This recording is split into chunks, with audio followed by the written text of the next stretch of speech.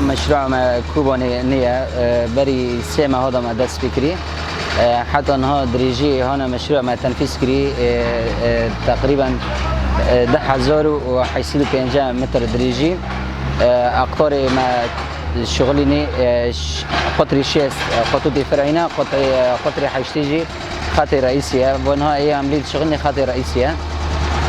حتى انها شيس تدري جار ما ساب كرنا دريجي مشروع ايد تبايكو تمام به 7,000 متر دريجية طبعا الصعوبات هنا كان دبنين في كوردات الفيركي فقط نقار ثاني يعني او انتاج ده عمل الجامعة شغلين تقريبا دقيقة 15 جور كار جناجارة وجا عمال تمديد وجا شفيري باغران حتى انها بينا مقولتي 10,050 تنفيذ بي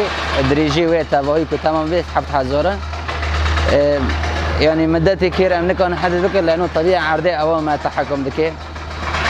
طبيعه عرضيه صخري كامل صخريه عرض يعني امدبين ان شاء الله ما يعني بيج مهدين ان شاء الله يبقى هذا وسي مهجي بري ام شغلنا حيش ما هو ان شاء الله مشروع بقى